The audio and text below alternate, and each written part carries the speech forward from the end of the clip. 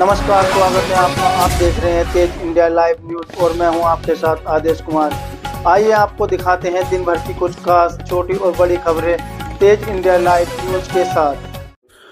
आपको बता दें खबर उत्तर प्रदेश के जनपद मैनपुरी से, जहां मैनपुरी जनपद में बेखौफ भूमाफिया और उनके गठजोड़ के बीच एक बड़ी घटना सामने आई है। जहां भारत समाचार के जिला संवाददाता नदीम आज जब कवरेज करने के लिए करहल जा रहे थे, तभी पीछे से एक अज्ञात वाहन ने उनकी क्रेटा कार को जोरदार टक्कर मार दी। बता दें भीषण टक्कर इतनी जबरदस्त थी कि नदीम की क्रेटा कार अनियंत्रित होकर डिवाइडर लांघते हुए सड़क की दूसरी ओर जा घुसी। गनीमत रही कि इस बड़े हादसे में पत्रकार नदीम की जान बच गई, लेकिन कार बुरी तरह क्षतिग्रस्त हुई है। बता दें वारदात को अंजाम देने के बाद अज्ञात वाहन चालक तेजी से मौके से फरार हो गया। पिछले कुछ दिनों से जनपद में भूमाफियाओं के खिलाफ पत्रकारिता और उनमें कथित पत्रकारों की संलिप्तता को लेकर माहौल गरमाया हुआ है। ऐसे में इस घटना को केवल हादसा माना जाए या डराने की साजिश, यह जांच का विषय है। पत्रकारिता पर प्रहार बर्दाश्त नहीं। शासन प्रशासन से मांग है कि सीसीटीवी फुटेज खंगाल कर दोषी वाहन और उसके पीछे के चेहरों को बेनकाब किया जाए। मैनपुरी से संवाददाता प्रवीण कश्यप की देखिए खास रिपोर्ट। नदीम, हमें खबर कवरेज करने के लिए मैनपुरी से करहल जा रहे थे, तो जो सैफई का बाईपास है यहाँ पे एक आगे डीसीएम चल रही थी। उसको डीसीएम तो दिखा, लेकिन उसका नंबर नहीं दिख पाया था। उसने सडनली ब्रेक ली, पीछे से एक्सयूवी आई काले रंग की, उसने टक्कर मारी तो डीसीएम को बचाया, तो एक्सयूवी बचाई, साइड में बाइक चली उसको बचाई, जिससे कि एक बड़ा हमला हुआ और एक जानलेवा हमला मेरे ऊपर करने का प्रयास किया गया था। अब वो कौन लोग थे वो मैंने नहीं देख पाया, क्योंकि अगर मैं देख लेता तो मैं नाम बता देता। अज्ञात लोगों ने मेरा हमला किया। मैं भारत समाचार के यहाँ पे प्रतिनिधि हूँ, मैं जिला संवाददाता हूँ। मेरे ऊपर हमला किया, जान से मारने की मेरे ऊपर साजिश की गई थी। आपको बता दें खबर जनपद बहराइच से, जहां ऑपरेशन ब्लैकआउट के अंतर्गत पुलिस लाइन में जिलाधिकारी बहराइच व पुलिस अधीक्षक बहराइच की उपस्थिति में मॉक ड्रिल का किया गया सफल आयोजन। बता दें दिनांक 23/1/2026 को जनपद में आंतरिक सुरक्षा व्यवस्था को सुदृढ़ करने, आपातकालीन परिस्थितियों से निपटने की तैयारियों का आकलन करने तथा पुलिस बल की तत्परता को परखने के लिए ऑपरेशन ब्लैकआउट के अंतर्गत पुलिस लाइन परिसर में जिलाधिकारी बहराइच व पुलिस अधीक्षक बहराइच के निर्देशन में एक सुनियोजित मॉक ड्रिल का आयोजन किया गया। मॉक ड्रिल के दौरान ब्लैकआउट की संभावित स्थिति में पुलिस बल की प्रतिक्रिया, संचार व्यवस्था, त्वरित कार्रवाई, सुरक्षा प्रबंधन एवं आपदा के समय अपनाई जाने वाली मानक कार्यप्रणाली का व्यवहारिक परीक्षण किया गया है। निर्धारित समय पर पुलिस लाइन परिसर की विद्युत व्यवस्था को नियंत्रित रूप से बंद कर अभ्यास कराया गया। इस दौरान पुलिस बल द्वारा अनुशासित ढंग से सुरक्षा मोर्चा संभालते हुए गश्त, निगरानी, सूचना आदान प्रदान एवं आकस्मिक परिस्थितियों में संभावित कार्रवाई का प्रदर्शन किया गया। महोदय द्वारा मॉक ड्रिल की सतत निगरानी करते हुए अधिकारियों एवं कर्मचारियों को आवश्यक दिशा निर्देश प्रदान किए गए तथा सतर्कता, अनुशासन एवं त्वरित निर्णय क्षमता पर विशेष बल दिया गया। मॉक ड्रिल शांतिपूर्ण, व्यवस्थित एवं सफलतापूर्वक संपन्न हुई। इस अभ्यास का उद्देश्य पुलिस बल को किसी भी आपात स्थिति से मानसिक एवं व्यवहारिक रूप से तैयार करना तथा सुरक्षा व्यवस्था को और अधिक मजबूत बनाना है। बहराइच से संवाददाता पिंकी सिंह की देखिए खास रिपोर्ट। जनपद में नवीन स्थापित सिविल डिफेंस की यूनिट हुई है और उसी के क्रम में आज पूरे प्रदेश भर में ये आयोजन किया गया है। जैसा कि विगत वर्ष में एक परिस्थिति उत्पन्न हुई थी, जिसमें पूरे जो हमारे सिटीजन्स थे उन्होंने उनसे अनुरोध किया गया था कि वो अपनी तैयारियां इस तरह से रखें कि अगर कोई विषम परिस्थिति उत्पन्न होती है तो उसकी प्रिपेयर्डनेस पूरी तरह से हो। तो उसी के क्रम में आज एक मॉक ड्रिल का आयोजन किया गया, जिसमें एसएसबी से, सिविल डिफेंस से, पुलिस से, बाकी जो और वेरियस एजेंसीज़ हैं जो डिजास्टर रिस्पांस में काम आती हैं, उनका यहाँ पे उपस्थिति रही और एक मॉक ड्रिल करके एक सिचुएशन दिखाई गई कि अगर कोई हमले की सिचुएशन बनती है तो उस समय जो हमारे सिटीजन्स हैं, जो और वेरियस सरकारी एजेंसीज़ हैं, वो कैसे रिस्पॉन्स करेंगे। तो उसका एक मॉक ड्रिल का आयोजन आज यहाँ पे संपन्न किया गया। थैंक यू कप्तान साहब। आपको बता दें बड़ी खबर उत्तर प्रदेश के जनपद चित्रकूट से, जहां कपड़ा व्यापारी के बेटे का अपहरण कर रोटी न मिलने पर उसको जान से मार दिया गया है। बता दें चित्रकूट जनपद में 2 मुस्लिम युवकों द्वारा कपड़ा व्यापारी के बेटे का अपहरण कर 40 लाख की फिरौती मांगने पर पीड़ित व्यापारी के न देने पर आरोपियों द्वारा उसके बेटे की निर्मम हत्या करके सबको जमीन में गाड़ दिया गया है, जिससे क्षेत्र में सनसनी फैल गई। वहीं घटना के बाद क्षेत्र में तनाव का माहौल हो गया। वहीं पीड़ित परिजनों ने नेशनल हाईवे प्रयागराज और चित्रकूट मार्ग पर सब रखकर जाम लगा दिया और आरोपियों के एनकाउंटर करने और उनके घरों पर बुलडोजर चलाने की मांग पर जिद पर अड़े हुए हैं, जो मंडल की कई थानों की फौर और पीएससी पर लगा दिया गया है, जो पूरे एरिया को छावनी में तब्दील कर दिया गया है। वहीं पुलिस की दोनों आरोपियों से परानू बाबा के जंगल में मुठभेड़ हो गई। मुठभेड़ में दोनों आरोपियों को गोली लग गई है, जिसके मुस्लिम युवक कल्लू की मौत हो गई और दूसरा इरफान घायल हो गया है, जिसे इलाज के लिए प्रयागराज रेफर कर दिया गया है। वहीं मामला बरगढ़ थाना क्षेत्र के कस्बे का है, जहां कपड़ा व्यापारी अशोक केशरवानी का 13 वर्षीय बेटा आयुष, जो कक्षा 7 का छात्र है, जो कल शाम 6 बजे अपने घर से लापता हो गया था, जिसके बाद रात 8:20 के लगभग उसके पिता अशोक केशरवानी के फोन पर अपहरणकर्ताओं ने सूचना दी कि उसके बेटे का अपहरण कर लिया गया है और 40 लाख की फिरौती मांगी, जिसके बाद परिजनों ने बेटे की खोजबीन करना शुरू कर दिया और पुलिस को सूचना दी।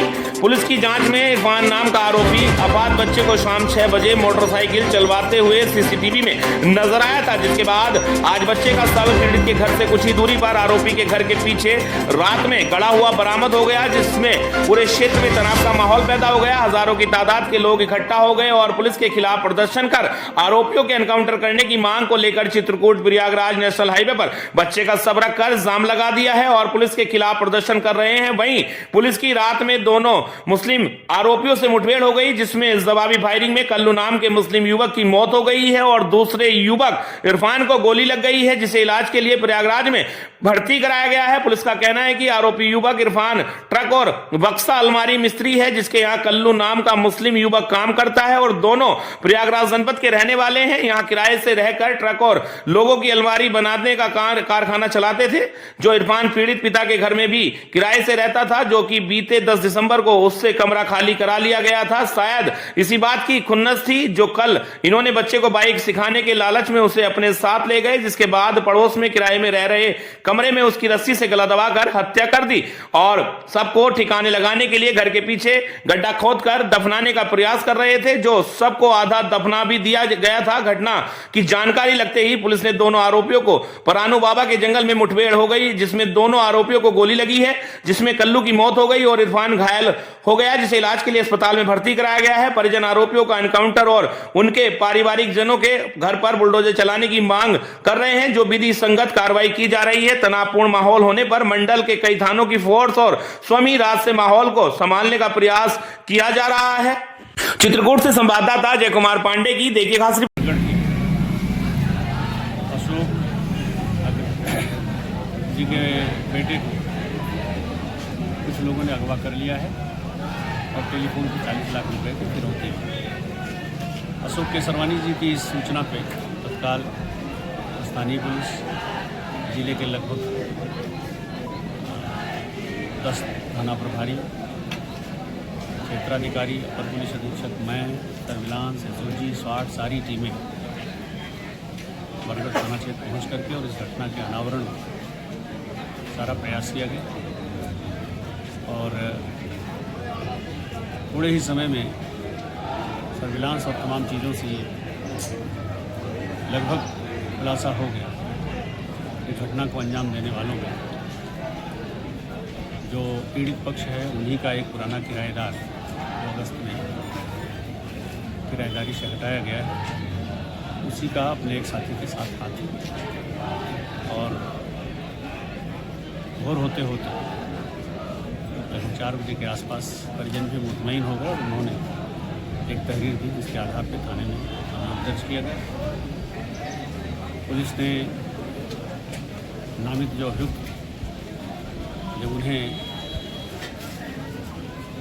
घेर घार के पकड़ लिया और उन्होंने स्वीकार किया घटना उनके द्वारा की गई है, तो बरामदगी के लिए सबसे पहले उन्होंने जंगलों में ले जा करके घटना में प्रयुक्त मोबाइल बरामद कराया। उसके बाद फिर वो डेड बॉडी के नाम पे टहलाने लगे और इसी बीच उन्होंने पुलिस का ही असलहा छीन कर उसके ऊपर जानलेवा प्रहार किया, जिससे आपको बता दें खबर उत्तर प्रदेश के जनपद जालौन से, जहां महानगर के बाद अब छोटे नगरों में भी लव जिहाद के मामले पनपने लगे हैं। वहीं परिजनों को इन पर अंकुश लगाने की जरूरत है। बता दें जालौन कोच योगी आदित्यनाथ की चेतावनी है कि कोई भी अपराधी बख्शा नहीं जाएगा। वहीं इन व्यक्तियों की इज्जत से खिलवाड़ करने वालों को अगले चौराहे पर हमारी पुलिस यमराज के रूप में उसका इंतजार करेगी। उस परिवार का माता पिता भाई का रो रो कर बुरा हाल है। मां ने प्रशासन से रो रो कर कहा कि मेरी बेटी को बचा लो और इन दरिंदों के खिलाफ कठोर से कठोर कार्रवाई की जाए ताकि फिर कोई युवती लव जिहाद का शिकार न हो। वादी की तहरीर पर पुलिस ने कोतवाली में 2 लोगों के विरुद्ध षड्यंत्र के तहत बेला फुसला कर भगा ले जाने का मुकदमा सुसंगत धाराओं में पंजीकृत कर लिया था। मुकदमे में नाम दर्ज अभियुक्त को छोड़ देने से समाज नाराज। परिजन तथा हिंदूवादी संगठन तथा हिंदू समाज सरोजनी नायडू पार्क में एकत्रित होकर सड़क पर नारेबाजी करते हुए कोतवाली के रास्ते में सड़क पर न्याय के लिए बैठ गए तथा राज्यपाल के नाम एक ज्ञापन उप जिलाधिकारी ज्योति सिंह को सौंपा, जिसमें बताया गया कि 19 जनवरी को मेरी पुत्री को समाजवादी पार्टी के नेता रिजवान मंसूरी उर्फ छोटू टाइगर पुत्र इदरीश मंसूरी निवासी जवाहर नगर तथा एक अन्य साथी उस्मान कुरैशी निवासी अराजी लेन ने मेरी पुत्री का षड्यंत्र के तहत अपहरण कर गायब कर दिया। सर्व हिंदू समाज ने प्रशासन से निवेदन किया है कि 24 घंटे के अंदर युवती को सकुशल बरामद कर दोषियों के खिलाफ दंडात्मक कार्रवाई की जाए, नहीं तो मजबूरी में आंदोलन के लिए विवश होना पड़ेगा। वहीं फिलहाल घटना के तुरंत बाद पुलिस ने समाजवादी पार्टी के नेता रिजवान मंसूरी उर्फ छोटू टाइगर को गिरफ्तार कर लिया था और बिना किसी कार्रवाई के छोड़ देने से नगर में पुलिस के प्रति तरह तरह की चर्चाएं और अफवाहें हो रही हैं और पुलिस की बहुत फजीयत हो रही है। जालौन से संवाददाता संतोष कुमार सोनी की देखिएगा। हमारे साथ हुआ, आगे मौका ना मिले और हमारी बच्ची को हमारे सामने 24 घंटे में करा दिया। हमें बस और कुछ नहीं चाहिए। और माँ बाप और लोगों की सजा न मिले जो आज मैं 10 जेल रही हूँ और लोग बच जाए इसी सजा से। आज में जो दर्द से रही वो प्रशासन से रिक्वेस्ट है, विनती है, जो आज मेरे साथ हुआ कभी ना हो आगे। सबसे निवेदन है मेरा, मेरी बच्ची को सामने करा दो। मेरी बच्ची को देखना है, लव जिहाद से बचा लो, लव जिहाद से बचा दो। हम एक और बहन बेटी को सूटकेस में नहीं देखना चाहते। गया है संध्या तिवारी के माध्यम से एक ज्ञापन, ये क्या है पूरा मामला? जी, यहाँ पे एक अनुष्का तिवारी नाम की बच्ची है, उसको अभी यहाँ के कोच के नगरवासियों ने हमें ये सूचना दी है कि कुछ अराजक तत्व हैं उनको बैला फुसला कर ले गए हैं। जो सूचना दी गई है उसमें मांग की गई है कि कार्यवाही हो। तो मौके पर यहाँ पर हमारे डिप्टी एसपी साहब हैं, एसएचओ साहब हैं, उनको निर्देशित किया गया है कि ये शिकायत आ रही है उस पर गंभीरता त्वरित जांच कर नियमानुसार कार्रवाई। ऐसे आदमी को गिरफ्तार भी कर लिया गया था लेकिन उसको 72 घंटे रखने के बाद छोड़ भी दिया गया है, क्या कुछ कहेंगे? जी, जो कि नियम के तहत ही कार्रवाई की गई होगी। इस पर अभी हमारे द्वारा और डीएम सर और एसपी सर के संज्ञान में लाते हुए इसमें सभी अधिकारियों द्वारा इस पर विचार विमर्श करने पर नियमानुसार अग्रिम कार्रवाई। पूरे नगर का, कोच नगर के उस क्षेत्र का मामला पूरा गरमाया हुआ है। हिंदू लड़की को भगाया गया है, लव जिहाद का पूरा मामला है, क्या कुछ कहेंगे? जी, इस पर जांच चल रही है और अगर लव जिहाद के मामले में अगर ये दोषी पाए जाएंगे तो इन पर कड़ी से कड़ी कार्रवाई होगी। हिंदू आपको बता दें खबर उत्तर प्रदेश के जनपद जालौन से, जहां पेट्रोल पंप चालू होते ही आपसी विवाद शुरू हो गए, एक दूसरे पर लगाए आरोप। बता दें जालौन कोच नगर के मोहल्ला अराजी लेन कैलिया बाईपास पर बने ओम साईराम पेट्रोल पंप पर बीती 19-20 जनवरी की रात्रि पेट्रोल पंप फ्यूल की लाइन काटने की घटना घटित हुई थी। उक्त घटना की लिखित तहरीर कोतवाली में दे दी गई थी। वहीं प्रभारी निरीक्षक अजीत कुमार सिंह ने तहरीर को गंभीरता से लेते हुए जांच पड़ताल शुरू कर दी थी। बता दें पेट्रोल पंप पर हुई घटना के बारे में अपने आवास पर पत्रकार वार्ता कर जानकारी देते हुए हाजिर रहम इलाही ने बताया कि गाटर संख्या 103/4 मौजा अराजी लेन, जिसका मैं मालिक काबिज हूँ, नरेंद्र कुमार अग्रवाल, डॉक्टर आनंद शर्मा और मैं स्वयं, तीनों लोग में पार्टनरशिप डीड की रजिस्टर्ड लिखी गई थी। पेट्रोल पंप चालू होते ही आपसी खींचतान की वजह से दिन प्रतिदिन विवाद शुरू हो गया था और दोनों ओर से अधिकारियों को प्रार्थना पत्र दिए गए, लेकिन अंत में एक बैठक कर मुझे रुपया देने की सहमति बनी थी। लेकिन तब तक उक्त घटना घटित हो गई, जिसमें नरेंद्र कुमार अग्रवाल मेरे रिश्तेदार के विरुद्ध कोतवाली पुलिस को प्रार्थना पत्र दे दिया और उन्होंने कहा कि रुपया ना देने पड़े, इसके लिए यह सब षड्यंत्र रचा गया। पेट्रोल पंप पर लगे सीसीटीवी कैमरे में जांच कर अगर हम या हमारे रिश्तेदार दोषी पाए जाएं तो कार्रवाई की जाए और अगर निर्दोष हैं तो आप लोगों के माध्यम से पुलिस प्रशासन से प्रार्थना करना चाहता हूं कि प्रार्थना पत्र देने वाले के खिलाफ कड़ी से कड़ी कार्रवाई की जाए, तभी प्रार्थी को न्याय मिलेगा। जालौन से संवाददाता संतोष कुमार सोनी की देखिएगा। वार्ता की है जी, फिर इस वार्ता का मकसद क्या है, पहले तो आप अपने नाम से शुरू करें। मेरा नाम हाजी रहमलाई कुरैशी है, जिसका इंडिया ऑयल कंपनी का पंप है ओमराम साई नाम से, जिसमें हम 3 लोग पार्टनर थे, जिसमें हमारा लेना देना भी हुआ। उसके बाद जब इंडियन ऑयल में इनने हमारा नाम चढ़वाने से मना किया तो हमारा इनका आपस में विवाद हुआ।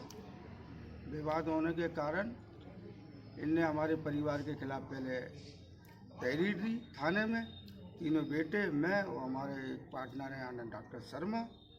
तो जब हम लोगों ने उसके कागज़ दिखाए, उसके बाद वो उनकी एप्लीकेशन रद्द कर दी थाने से।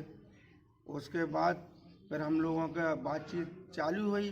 उन्हीं के इंडियन ऑयल का जो ऑफिस है हमारे पंप का, उसी में हम लोगों ने बातचीत की। करीब 1 महीने से बातचीत चल रही है। क्या जी आप ऐसा करो, पार्टनर हो जाओ।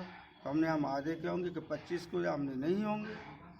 तो उन्हें 10 लाख का हमसे वादा किया था बुध के लिए। उनके ऑफिस के कैमरे में, CCTV कैमरे में उनकी आवाज़ वगैरह रिकॉर्डिंग सब कैद है। तो हमारा मतलब ये कि ये हो सकता है हम झूठ बोल रहे हों, तो रिकॉर्डिंग के इसको प्रशासन से निवेदन है कि जो रिकॉर्डिंग है, जो बातचीत हम लोगों की पार्टनर की बीच में वही है, उनको कैद मतलब अपने कब्जे में लिया जाए, जिससे डिलीट ना कर पाए या जिससे हमारा सबूत मिट जाए। और दूसरी बात, फिर इनने वो पैसे न देने के कारण अपने ही आदमी से इसने कुछ हरकत कराई हमें फंसाने के लिए, हमारे रिश्तेदारों को फंसाने के लिए। तब पे जो रिश्तेदार का जो नाम दिया है तहरीर में, वो रिश्तेदार है, वो जौहरा लापुर जिला मुराना में आज भी है, उसके हमारे पास प्रूफ भी है। क्या मुकदमा लग गया वो आपके रिश्तेदार के खिलाफ? अभी मुकदमे की हमें कुछ मालूम नहीं है, लिखा कि नहीं लिखा। किसी पेपर में लिखा NCR में, किसी में कुछ लिखा ही नहीं है। अब इसका तो प्रशासन के लोग ही जाने लिखा कि नहीं लिखा। तो आप क्या कहना चाहते हो आप पत्रकारों से? कहना चाहते हैं कि दूध का दूध पानी का पानी हो जाए। तो सही गलत क्या है, हो सकता है यही लोग हों, इन्हीं ने करवाया हो, ना पैसे देना पड़े, समय हमें मिल जाए टैंक में, इसी से कमा के इन लोगों को देते हैं। टैंक का मालिक जो है वो CCTV फुटेज वगैरह दिखा रहा है, क्या उसमें फोटो साफ नजर आ रही है? कुछ समझ में नहीं आ रहा है कौन है। आपको बता दें खबर बिहार के बगहा पश्चिमी चंपारण से, जहां पुलिस अधीक्षक रामानंद कौशल बगहा के निर्देशानुसार सरस्वती पूजा को लेकर पुलिस जिला बगहा के सभी थाना क्षेत्रों में वरीय पुलिस पदाधिकारियों के नेतृत्व में फ्लैग मार्च निकाला गया। सभी पुलिस उपाधीक्षक को अचल निरीक्षण एवं थानाध्यक्ष तथा अन्य पुलिस पदाधिकारी कर्मियों को विधि व्यवस्था साधारण हेतु आवश्यक दिशा निर्देश दिए गए हैं। बिहार के बगहा पश्चिमी चंपारण से संवाददाता सोहन निषाद की देखिए खास रिपोर्ट। आपको बता दें खबर उत्तराखंड के जनपद हरिद्वार से, जहां बसंत पंचमी के पर्व पर हरिद्वार स्थित परशुराम चौक पर मिष्ठान वितरण का आयोजन किया गया है। बसंत पंचमी के उत्सव पर परशुराम अखाड़ा हरिद्वार के अध्यक्ष एवं अन्य सहयोगियों द्वारा बहुत उत्साह के साथ परशुराम चौक पर राहगीरों एवं गुजरने वाले क्षेत्रवासियों को मिष्ठान वितरण किया गया। इस अवसर पर अखाड़े से जुड़े कार्यकर्ताओं में भरपूर उत्साह देखने को मिला। अखाड़ा अध्यक्ष पंडित अधीर कौशिक ने कहा कि बसंत पंचमी उत्साह, ज्ञान, संस्कार और प्रकृति में होने वाली नई ऊर्जा का संचार कर समाज में सकारात्मक ऊर्जा का प्रभाव उत्सर्जित करता है। उन्होंने सभी क्षेत्रवासियों को इस पर्व की शुभकामनाएं प्रेषित की हैं। हरिद्वार से संवाददाता राहुल चौहान की देखिए खास रिपोर्ट। उत्तराखंड देवभूमि, पवित्र भूमि, माँ गंगा जी का प्रांगण है। 5 वर्ष पूर्व पहले कुंभ में भगवान परशुराम जी के चौक की स्थापना होती है। वो स्थापना दिवस भगवान परशुराम जी के मार्गदर्शन में हम चलते हैं। और प्रभु राम जी, जो 2 वर्ष पहले प्रभु राम जी के प्राण प्रतिष्ठा हुई थी माने अयोध्या धाम में, तो एक राम मिठाई बनाई थी, साल में एक बार बनाते प्रभु राम जी के चरणों में। भाव होना चाहिए, ये भाव प्रतीक श्री गुरु जी कैटर्स का है कि भाव के बिना स्वाद नहीं आता। ऐसी भक्ति में भाव आप सबका हो। जैसे प्रभु राम जी ने अपने माता पिता का आशीर्वाद लेकर वनवास गए, अपने पिताजी का आशीर्वाद लेकर वनवास गए, तो आप भी अपने माता पिता के आशीर्वाद से अपने रोजगार बढ़ाएं, अपने काम बढ़ाएं, प्रभु राम जी के आदर्श में चले। यही हम मंगल कामना करते हैं माँ गंगा जी प्रांगण से। आप सबको बसंत पंचमी की और परशुराम श्री राम भगवान जी के प्राण प्रतिष्ठा की बहुत बहुत बधाई शुभकामना। और आज का दिन एक महत्व है, सुभाष चंद्र बोस जी की जयंती है, जो हमारे क्रांति वीर थे, हिंद सेना थी। ऐसे सुभाष चंद्र बोस जी के चरणों में कोटि कोटि नमन। आज के युवक बच्चे उनके मार्गदर्शन को भी अपनाए, ये हम निवेदन करते हैं। खुशहाली आए। खुशहाली कब आएगी? जब आप भाव के प्रति कोई भी पूजा पाठ अनुष्ठान करेंगे। तीर्थ नगरियों की एक मर्यादा होती है, सम्मान मर्यादा में आए और तीर्थ नगरी में कोई भी ऐसा काम ना करे जो वास्तव में आपके परिवार को भोगना पड़े। हर हर महादेव। जय श्री गंगा जी की, भगवान परशुराम जी के, सत्य सनातन धर्म की जय हो। उत्तराखंड देवभूमि, पवित्र भूमि, माँ गंगा जी का प्रांगण है। 5 वर्ष पूर्व पहले कुंभ में भगवान परशुराम जी के चौक की स्थापना होती है। वो स्थापना दिवस भगवान परशुराम जी के मार्गदर्शन में हम चलते हैं। और प्रभु राम जी, जो 2 वर्ष पहले प्रभु राम जी के प्राण प्रतिष्ठा हुई थी माने अयोध्या धाम में, तो एक राम मिठाई बनाई थी, साल में एक बार बनाते प्रभु राम जी के चरणों में। भाव होना चाहिए। ये भाव प्रतीक श्री गुरु जी कैटर्स का है कि भाव के बिना स्वाद नहीं आता। ऐसी भक्ति में भाव आप सबका हो। जैसे प्रभु राम जी ने अपने माता पिता का आशीर्वाद लेकर वनवास गए, अपने पिताजी का आशीर्वाद लेकर वनवास गए, तो आप भी अपने माता पिता के आशीर्वाद से अपने रोजगार बढ़ाएं, अपने काम बढ़ाएं, प्रभु राम जी के आदर्श में चले। यही हम मंगल कामना करते हैं माँ गंगा जी प्रांगण से। आप सबको बसंत पंचमी की और परशुराम श्री राम भगवान जी के प्राण प्रतिष्ठा की बहुत बहुत बधाई शुभकामना। और आज का दिन एक महत्व है, सुभाष चंद्र बोस जी की जयंती है, जो हमारे क्रांति वीर थे, हिंद सेना थी। ऐसे सुभाष चंद्र बोस जी के चरणों में कोटि कोटि नमन। आज के युवक बच्चे उनके मार्गदर्शन को भी अपनाए, ये हम निवेदन करते हैं। खुशहाली आए। खुशहाली कब आएगी? जब आप भाव के प्रति कोई भी पूजा पाठ अनुष्ठान करेंगे।